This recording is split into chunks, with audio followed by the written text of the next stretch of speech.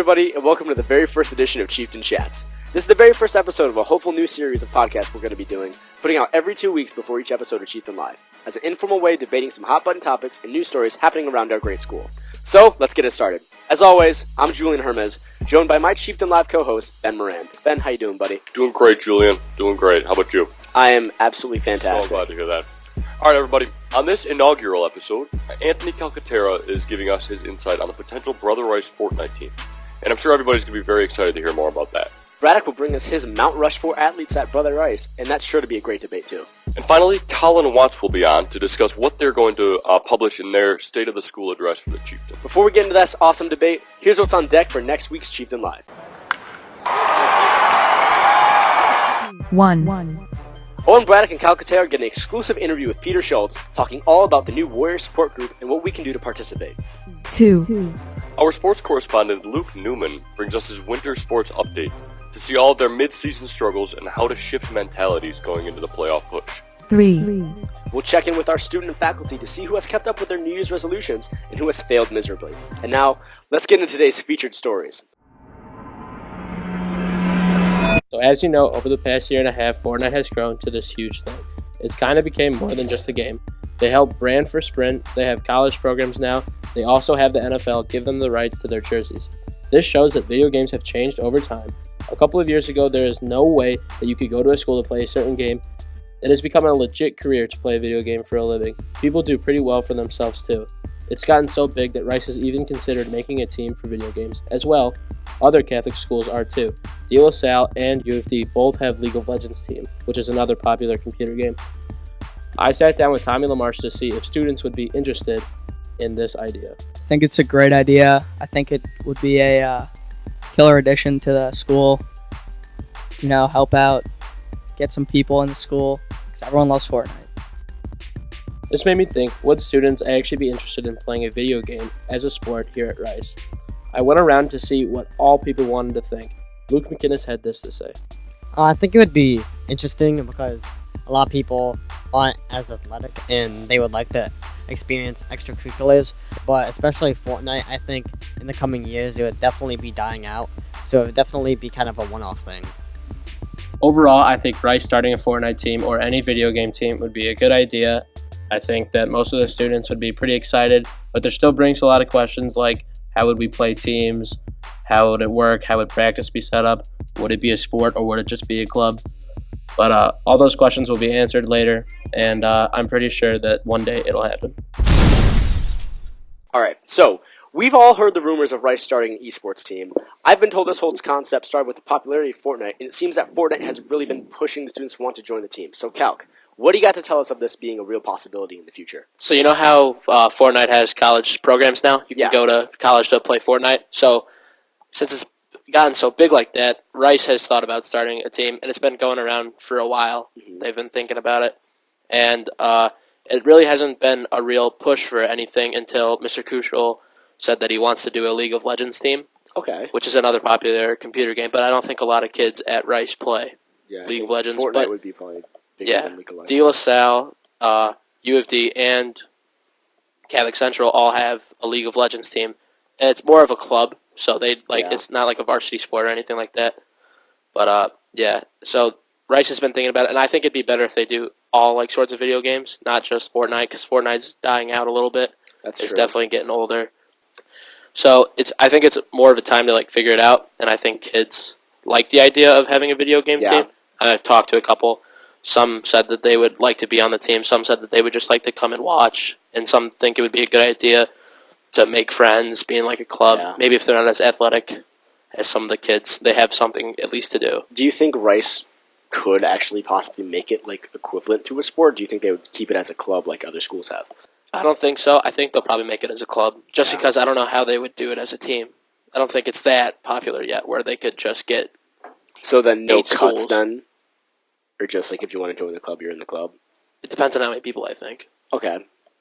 Like there'll probably be a freshman. Like if there's too many people, freshman club, JV, sophomore club, and then like junior, senior. And club. like, how would, let's say that scenario ended up happening? How would you do like tryouts for that? Would you go by like? I mean, it depends on what game it is, but it's like sports in that way. You see who's the best if he's better than you'd pick him. Okay. Yeah. I mean, that makes a lot of The sense. thing about Fortnite is everybody's getting so good, and you see whether the game dies down or not, nobody's going to stop watching it. That's fair. These Twitch streams, Yeah. everybody's getting so good at the games, and now people are watching those people play. Yeah, that's true. I think that's become more of a bigger thing than playing it now. Mm-hmm. Yeah, a lot more people watch it, especially here at school. They watch it a lot during class. Yeah. Yeah. Yeah, exactly. That's what I'm saying. Usually, you'd see people playing it in class. What So you said Kusha was the one who Kushel was one that wanted. Expressed He said he interest, hasn't really made it public yet. Yeah. So sorry, Mr. Kushel, but yeah, he wants to do a League of Legends If team. and then you mentioned the fact that you think that there should be other games. What other games could we possibly be playing? I don't know. There's a lot of popular games that are really competitive. Like CS:GO is a really popular game. It's really fun, but again, it's computer, so I don't know how it would work. If you'd have to have a laptop, or you'd have to bring your entire huge desktop PC with you, and that That's a comes lot. with a That's a keyboard, big a monitor, hassle. a mouse. What's cool about this is that there's so many video games. There's so many possibilities. For So it. many, Yeah. like an infinite amount of possibilities. Yeah. You could go Nintendo. You could go anything. More competitive though. Like I would just pick from esports, like Yeah. what they have at like Major League Gaming or whatever. Like And Call of Duty. I mean, Call of Duty's also dying out because of Yeah. Fortnite.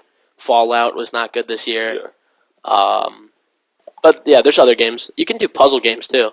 RPG Oh, games. yeah, I didn't even think about role-playing that. games. That's a good point. Yeah, Mario Kart. Something. Oh, if they did Mario Kart, Super Smash Bros. that would be competitive. instantly. I'd want to. Nintendo games are really competitive sometimes. Yeah, Like Mario Mario Kart Party If they got Wii, dude. Oh, Game or over. Switch. I mean, already kids bring That's Switches it. too. See, Yeah. the stakes are so high for this, but so is the potential. And we're going to shift gears a little bit now and focus on one thing everybody at Rice loves for sure, and that's sports. Braddock's compiled a list of the top 4 athletes at Brother Rice. Let's hear what you got, Braddock. Braddock, I'm really eager for this one. Buddy. Yeah, most people we're switching from the reality gaming world to real time. Here we have, this is my top 4. I'm starting number 4. So we made a quick criteria. Okay. I was gonna ask you about that because does athlete mean like pure athleticism, or is it like skill in sport versus like other things and like that? What I think it is, it's their skill in not just their sport, in multiple sports. Okay. So, my list, I wanted them to be more than a 1-sport athlete, 2-sport athlete, or more. Like varsity sport? Varsity Okay. sport, yep. So coming in at number 4, we have our very own Luke Newman. Really? Yep. I knew me. Debatable. He is a Luke's been on varsity basketball and football for the last 3 years. He's number 55 in the state. That's what really put him on this list. That he was ranked by D-Zone 55 in the state of Michigan in his grade. Just like player overall, or Yeah, player overall. Wow. Which I thought that was I was not aware of In that. football or basketball? football. Okay. Number 3, we have another junior, Greg Piskopink. Now, the reason I had Greg on this list is because I think you could throw Greg into any sport or in any position, and he will be better, if not as good as most kids. Really? Yeah, this Greg's athleticism will make him be good in any other sport, and he's a quarterback of the football team right now. Yeah. He also plays baseball, and he played basketball for a little bit. He's also ranked number 29th in Oakland County. By who? Oakland Press. Okay. That's another pretty good source. Mr. W said he could put Greg on any position on the basketball team. Was it freshman basketball? Freshman basketball team, and he said he'd Yeah, he said dominate in all of them. Unfortunately, though, he does not play baseball anymore. He did not No, play he does last not. No. year. Wait, did he? Yeah, I thought it did. He did played last. Last year. I'm not sure. I don't He remember. played last year. Yeah. Yeah, he did. He I did. swear he did. He definitely could play on the He baseball definitely team could right still now. play baseball. Yeah. Yeah. Yeah. That's another reason I have Greg on the list. Number 3, we have O'Hara. The reason I put O'Hara on this list, Patrick or Green. Patrick O'Hara, Yeah. Okay. because junior. He's also a 2-sport athlete. Junior dominated. Oh yeah, no, not yet. We're So number far. one still. You sure? So far. It's all juniors. Yeah. Yeah. Where you might be a little biased on this one, Braddock. I don't I mean, think it's so. right. Our grade. Interesting. Our grade is better than Let's yours. hear why. Yeah. Alright, so O'Hara, he committed to Michigan as a freshman. Now, early in his freshman year, it's I a was not D1 aware of lacrosse that. team. He's also a 2-sport varsity athlete, started for football and lacrosse. Huh. He's ranked in his grade. When he went to Culver his freshman year, he won a national championship there. which is in lacrosse, which is pretty Really? good. That's a really big deal. Yeah, it's a pretty big deal, especially at his team to be a freshman and play. Yeah, Culver's good. Just being on the team's pretty good. All right, then. Who else? What's your number one? Now, for number one spot, I haven't heard much argument for this one, but you guys might. James Donaldson. There's the senior. No argument. There's the senior. Yeah. There's The one. This one, the one that put James on the list for me is he's nationally ranked in the country for his for the whole class. He's top 10 in the country for his whole class. He's two-sport varsity athlete. He's been on lacrosse for 3 years. He started for the last 3 years. We have a pretty competitive lacrosse team. Yeah. He's won multiple state championships. Is he a good leader too? Yeah, he's a really good leader. Wasn't he an All-American for lacrosse? Possibly. I thought he him and he Crosby definitely will were be both. this year. Yeah. If he hasn't been yet, then Yeah. he will be. I know.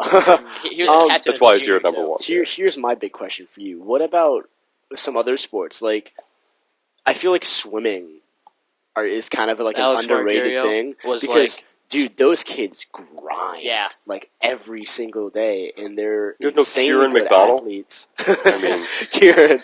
The swimmers are up at like 5 in the morning. They get workouts. They in do the 2 morning. a days. Yeah, and then they do after. Yeah.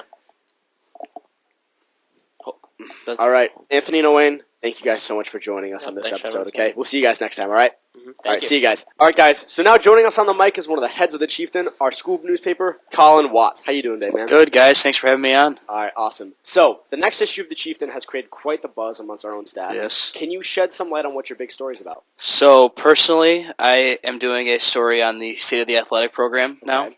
and kind of going through the day-by-day pressures that come along with being a Brother Ice Warrior, kind of having that target on your back with with all the other teams in the state. As a staff, we're doing a whole state of the school issue. So we're going through Mr. Reedy's state of the school address, stuff around the school like enrollment, facilities, academics, kind of all that kind of stuff, kind of give the students and the outside readers an update on what's going on around Brother Ice. So is it more like of a critique, would you say? It's more of, not more opinionated, more of pulling facts and Okay. reporting, I'd say. Okay, so what did you guys learn from it? So from the state of the school address, we kind of learned that they're still not done with what they want to do. Mm-hmm. There's still lots of stuff they want to do. They're not using their money, we think, in the best ways, because there's stuff that we think that maybe needs to be touched up that's not getting touched up. Spending their money on stuff that maybe is not necessary right now is kind of the big thing we took away from that. you think noticing this is what's pushing the article? What's driving the article forward? Yeah, definitely the state of the school address is the thing that's not just the article, but the whole entire issue, I think. Mm-hmm. Sure. Kind of being able to express our opinions with facts almost to give our insight on it. And it's also a good experience for me and everyone else to do some real hardcore reporting too, which is nice. You mentioned something about funding. Where do you think the money could be better spent? So maybe the locker room, I think, should be number one. Oh, that's true. The reeks in there. Yeah. Yeah, it's outdated, it's gross. And then kind of seeing TVs being put around in places that maybe aren't that necessary and other stuff like that just kind of makes me wonder that maybe The the money small could be going things. somewhere else. Do you think that's the biggest issue with Rice right now? Has to I- do with I would say probably so, funding? Yeah. The more money you put into the school, the more you get out of it. Exactly. The more people enroll, the more money we get back. Yeah. It's Exactly. a cycle. Okay, so then we've talked a little bit about what they could do better. So what do you think that they have done right now that is good? I think the science wing, of course, number one. I Okay. think that's really attractive to parents and future students Mm-hmm. because the resources that they have in there are very, very good. That's really true. So I think being able to see that and to kind of show the plan of how we're renovating for the future is something they're doing really well. So hopefully they get some stuff done then, if they really take into account like the students' opinion and things like that. So what are you really hoping to achieve with it then? Shine the light on maybe what we as a student body and a staff wants to be changed. Mm-hmm. I think is the main thing. All right. Well, Watts, thank you so much for Yeah, coming thanks on, for man. having me on. Can't wait to hear the article. Yeah, all right. thank you. All right. Well, we were originally going to do January 29th, but the reporting's going to take a little longer. So now we're going to do the state of the school issue and a Valentine's issue combined on Valentine's Day. Okay, cool. Well, can't wait to read that, man. Yeah. All right. Well, that's it for this very first episode of Chieftain Chats, guys. As always, I'm Julian Hermes. And I'm Ben Moran. Make sure to stay tuned for the State of the School Address in the Chieftain and our new episode of Chieftain Live airing on January 28th. We'll see you all next time.